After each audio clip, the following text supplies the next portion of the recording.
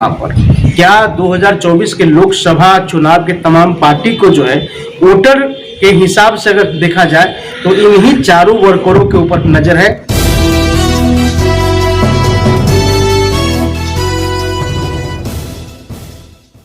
नमस्कार, मैं हूं संजय कुमार और आपको पता है बाल विकास परियोजना एक ऐसी योजना है, एक ऐसा विभाग है जहां पर समाज के बच्चों को कुपोषण से बचाया जाता है, जहां पर गर्भवती महिलाओं को या फिर बच्चे, बुजुर्ग या फिर महिलाओं को भी जो है बहुत सारे लाभ जो है वहां से मिलते हैं, जहां पर आंगनबाड़ी सेविका और सहायिका के द्वारा दिए जाते हैं। उसी के एक आईसीडीएस विभाग है जहां पर उस विभाग के गाइडलाइन के अनुसार आंगनबाड़ी सेविका और सहायिका तमाम मुद्दों पर जो है वो अपने वर्क पर जो है काम करती है। लेकिन उसी समाज के अंदर एक और भी है सामाजिक कार्यकर्ता, आप उससे कह सकते हैं, क्योंकि सरकार अभी तक उन्हें कोई दर्जा नहीं दिया है। वो भी है आशा और जीविका।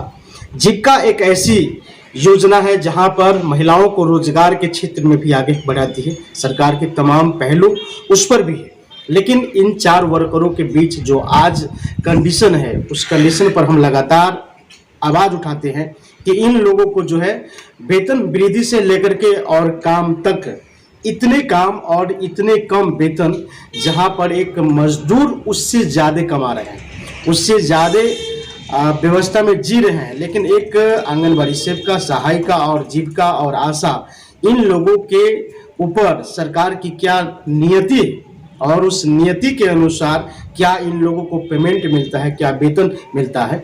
आज तक ये लोग इसी प्रकार की बातें करते हैं और इसी बात को लागू करने के लिए पूरी भारत के प्रदेश में हर जगह, हर चौक चौराहे पर धरना प्रदर्शन जारी होता है, जहां पर आंगनबाड़ी सेविका और सहायिका और आशा और जीविका, ये चारों वर्करों महिलाएं के ऊपर लगातार जो है धरना प्रदर्शन जारी है। अगर हम बात करें दिल्ली के जंतर मंतर से लेकर के बिहार के राजधानी पटना तक जो है पूरी जगहों का जो है घेराव किया जाता है और कहा जाता है कि महिलाओं को जो है आगे बढ़ाओ, महिलाओं के रोजगार दो।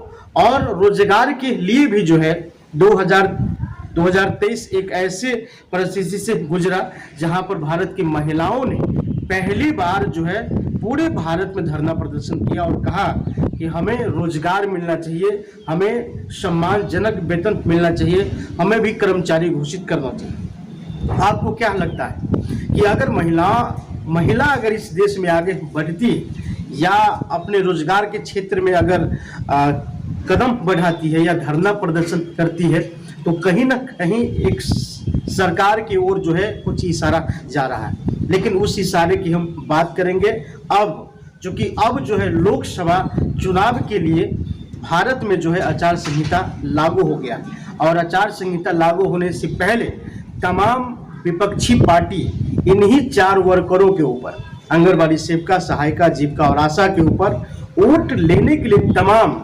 पॉलिटिशियन की जाती थी, इन सभी के ऊपर राजनीति की जाती थी कि इन लोगों को जो है वेतन में वृद्धि हो, इन लोगों को हर स्टेट के आंगनबाड़ी सेविका, सहायिका, जीविका के पेमेंट में जो है वृद्धि हो। लेकिन अब आचार संहिता लगते ही ये मामला खत्म हो चुका है। इन लोगों का आवाज उठाने के लिए अब कोई भी ऐसे पॉलिटिशियन पार्टी विपक्षी नहीं है जहां पर इन लोगों का सदन में या पार्लियामेंट में आवाज उठे।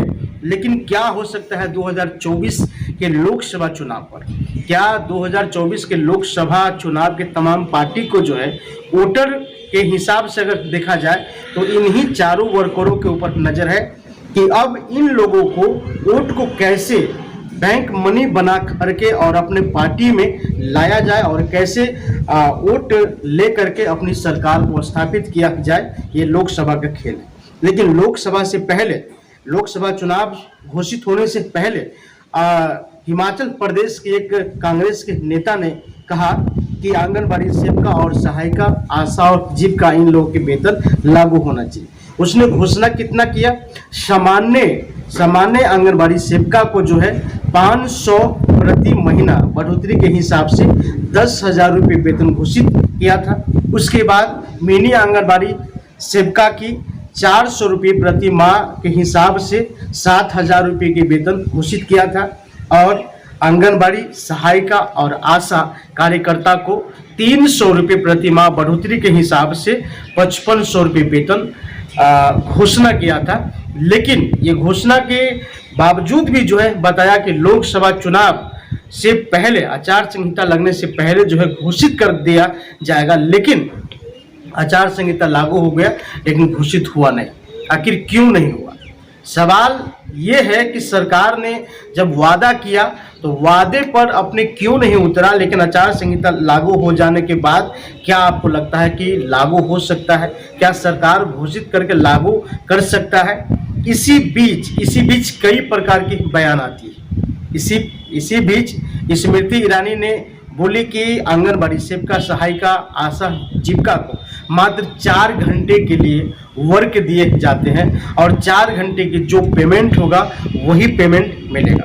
दूसरी बात, और भी कई प्रतिनिधि और भी कई नेताओं के बयान आया, जैसे राहुल गांधी का बयान भी आया कि अगर उनकी सरकार, अगर कांग्रेस की सरकार अगर बनती है तो पूरे भारत में जो है आंगनबाड़ी सेविका, सहायिका, जीविका और आशा और अन्य महिलाओं की भी उन्होंने बात किया, जहां पर बताया कि करोड़ों महिलाओं के खाते में एक साल पूर्ते ही उनके अकाउंट में 1 लाख रुपया डाल दिए जाएंगे और जो आशा, सेविका, सहायिका, जीविका है, इनके वेतन में जो है बढ़ोतरी किया जाएगा, सीधे डबल किया जाएगा। तो क्या हम इसको मान सकते हैं? आखिर एक तरफ जो वर्तमान सरकार है, उनके पार्टी की लीडर कहती है स्मृति ईरानी कि मात्र हम 4 घंटे वर्क कराते हैं और 4 घंटे में जो इनका वेतन है 4000, 5000, 6000 तक उतने ही देंगे। दूसरी पार्टी ये कह रहा है कि हम लाखों रुपए देंगे। तो क्या यह फिर से 2014 की चुनाव के जैसे जुमलेबाजी है, या फिर इसके ऊपर राहुल गांधी या स्मृति ईरानी का जो बयान है उसको सुनने के बाद आपको क्या लगता है? हम चाहेंगे कि अगर आप इस वीडियो को देख रहे हैं तो अपनी प्रतिक्रिया कमेंट में जरूर दें। फिर हम मिलते हैं अगले एपिसोड के साथ, तब तक के लिए नमस्कार।